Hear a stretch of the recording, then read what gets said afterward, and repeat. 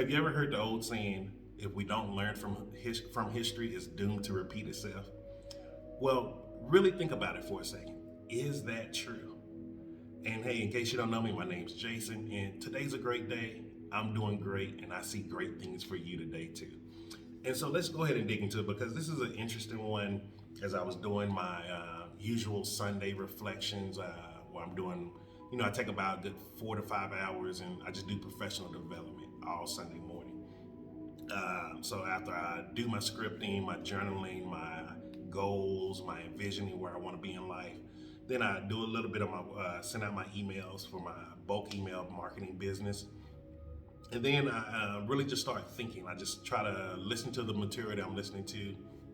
And I switch between different teachers, mentors, whatever word you want to use. So today I was listening to Reverend Ike, and it was some of his segments from when he was on the Phil Donahue show, if you remember that old talk show. And it was really interesting because I started listening and I started realizing a lot of the mindset of people around money in that time frame is still here today, but it's not just in America, it's all around the world. Like people tell them like, oh, you should just give your money to poor people. You shouldn't be walking around. You shouldn't have these Rolls Royces. Oh, how is this doing the work of God? And then one of the things he said to him, he was like, how much money do you give? Like, how much are you doing for the poor? You're sitting here judging me off of what I'm letting you see, but you don't see everything that I do. And every time the people would just respond with a response of, well, once I get $1 million, well, once I get wealthier. And the truth is, they're not going to get wealthier, or they didn't get wealthier from that show. I'm pretty sure if I was to Google their names, see where they are today, not much change in their life except them probably going to more talk shows, watching more sitcoms and talk shows at home, and doing nothing to help poor people, as they like to say. And it really made me self-reflect on myself. Cause I remember back when, it was probably about 4 or 5 years ago, because I was still in Panama at the time, and I was like, oh, these greedy rich people, they're not giving money. And then I went to, I believe it was a Tony Robbins virtual event, and he really made me start thinking because he was like, well, hell, if you're not giving money now to people, what make you think you're going to ever give money if you get $1 million? You're still going to have that broke, poor mentality. And it really hit home to me because I started realizing, I'm like, I live a really good life, a comfortable life. Like, I'm not hurting for money, things like this. But the truth is, I kept making excuses on being able to donate and give charity, or I get angry, like, oh, someone's on the street begging. I make up this story in my head, oh, why don't you go get a job, you bum, or something like that. And so I really started challenging myself and challenging my beliefs around that. And one of the things I started doing at that time is we started giving to CCF found a foundation that we were giving to Operation Hope, which was helping inner city people don't have that many financial opportunities to get their business ideas going. And it was a beautiful thing, but also we found another organization called Manna Relief, which provides plant-based meals to children in starving countries. And so one of the things that we started doing was we just put an automatic donation that was going to it. It wasn't a huge amount, but it was an amount. Like, at least we were able to say, hey, we're giving something. And so once I started seeing, like, changing my mindset around, instead of just talking bad about rich people, start seeing, like, there's a lot of good things that come from rich people. Then I started reading books about Rockefeller, Carnegie, and all of them. And I started realizing these were some very charitable people. The things that we don't talk about, like most historic black colleges are only in existence today because of Rockefeller. He was giving away billions of dollars to help different organizations, different minority groups. And we're not told these things. We're only told about how these rich people are so rich and that they're evil, they're doing all of these atrocities to the world. And the truth is, it's not the truth. As I started going to different professional development events, started befriending more people who are richer as far as financially, I started realizing a lot of them thought the exact same. And the way they were thinking was, you can do this, I can do this, like uplifting people. It wasn't the way most of us feel like we're supposed to be uplifted, like, hey, Mr. Rich Person, I got this business idea. Oh, okay, here's $1 million for you. Go make it work. Because you're just going to waste $1 million. And now I understand that on a different level. And it's funny because, and I'm connecting this, talking about this for a reason. About 8 or 9 years ago, I did an Ancestry DNA kit. How I started, I was like, I need to learn my history. What are my roots? What are the things? Like, I need to understand who I am, what I came from. And when I did the research, I realized most likely, I don't know for sure 100%, my grandmother parents were slaves, meaning I'm about third, fourth generation, however it adds up, away from slavery in America. And then I started realizing, hold up, that means a lot of the ideology, a lot of my mindset is a slave mindset. Meaning, how am I eating? How do I look at my health? What are my finances? How do I spend or circulate money? Like all of these things I started analyzing and realizing, you know what? I'm nothing but a modern day slave. I'm not eating foods that I know are healthier for me. I don't even have an idea of what health look like. I had no image in my mind. If you told me healthy, 30, 40, you're supposed to start having high blood pressure and breaking down. Your back's supposed to hurt. You're supposed to be aching and all of that. All of that, it's not true. There's people well in their 60s and 70s running marathons. People in their 80s and 90s still doing yoga, Tai Chi, different bodybuilding things. None of that was true. But then let's go to the finances, because this is one of the things that I think a lot of us are not aware of. We've been taught wrong financial stuff from people in our past, and it's not that they meant harm to us. They can only equip us with the most that they had. And the truth is, me born in 1982, I had way more opportunities than my mom had, than her brothers and sisters had, especially way more than my grandmother and her great grandparents, her parents had, my great grandparents.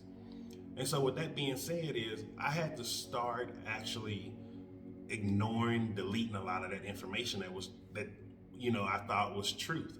One of the things was, oh, you got to work hard for money. Oh, you need a good education to get a good job. I'm a college dropout.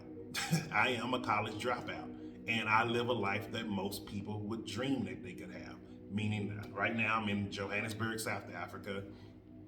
Probably in 2 months, I'm going to end up going to Nairobi, Kenya, traveling around there.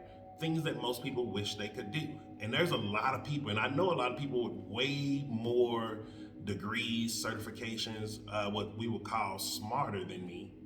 However, they're not living a happier life than me. And they're definitely, some of them definitely don't have better finances than me. Even today, when I was doing my finances for this morning, checking how this last month, seeing where was I at, over, under budget on certain things, I realized, okay, I've been using Uber a little too much. I need to walk around some more. But also it showed me that, okay, it's time for me to move to a central location area where it's walkable. Meaning, I like to walk around. It's an area where I can just go to different places, get groceries if I need. I prefer to walk to do that. I don't like using cars. I don't like riding in Ubers, and I don't like driving anymore. And so, seeing that, I started realizing, okay, this is where I need to recalculate, reformulate my life. So next month I'll be in a more centrally located area when I go to a new apartment.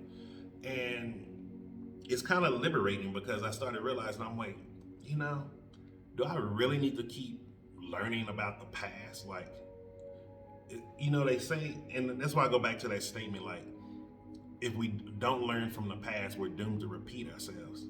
However, the only thing we talk about as society, as people, is the past. Most of us don't even, are too afraid to even talk about what we want to do in our future. Sure enough, we're not talking about our present moment, where we are right now in our life. And it was funny because I see this everywhere. It doesn't matter what language you speak. It doesn't matter what the color of your skin is, which is all lies. It doesn't matter if you're a man or a woman. Like, we all been programmed to speak pretty much the same way. And I'm starting to realize more and more, like, we're not different. Nothing is different in this world. Not even from the media propaganda to even the things that we suggest to people to do. So like here in Johannesburg, South Africa, people always tell me like, oh, you should go to the Apartheid Museum. You should learn that history. And I tell them, what the hell for? I don't need to learn about hatred. It's just gonna make me start looking at certain people who may have a complexion of those people from the past and looking at them a certain kind of way. Then I'm gonna start analyzing everything they say or do, and it's gonna give me a negative opinion on them when they didn't do anything wrong to me. And so like I really wanna challenge you today, like, do you wanna keep learning from the past, or do you wanna build your future from your present moment? We're not taught in school to focus on the present moment. We're not taught anything beneficial in school, to be honest with you, except the world is dangerous, some people are smarter than others, and then a large group of people are just gonna be dumb and poor, which is not true. We all have the ability to change our mindset. We all have the ability to change our habits. Like I try to explain a lot in these videos, one of the reasons why I can travel to a lot of countries in the world, I don't feel danger, I don't have any problems with safety, is because I don't have dangerous habits. And a lot of times people don't understand it. Like our habits is what make up our life. And if we have the habit on focusing on the past, focusing on struggles of generations before us, how in the hell are we going to actually start seeing and building the future based off the present that we actually live in?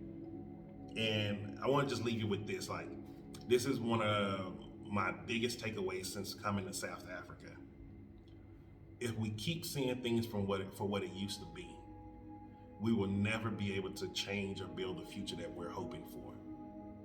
And like, really think about that. If you really want a new future, you have to stop looking at the past and look at the present for what it really is. Because if you just change your perception, you'll start seeing things are a hell of a lot better. Things are a lot safer. Things are a lot better as far as there's more opportunities in the world. We now live in a world where I'm talking to you from South Africa, from my cell phone, and everyone in the world can be able to see this. We can't say that existed 10, 15 years ago. Like, just to be able to know, hey, what is it like in South Africa right now? Or be able to call me and you're in the United States. Like, a phone call like this 20 years ago would have probably been $500-$600. And now we can do these things for free. And so really focus on the present moment that we live in right now and how you want to actually change your life. And it took one of my darkest days to get to this point to where I can actually smile, talk about this. But it's true. Once we start looking at things for the present moment, you'll start seeing life is actually working out for you. And so I hope you got some value from this. And just remember, like, I want to tell you again, today's a great day. I am doing exceptionally great today. And I see exceptional great things for you today also.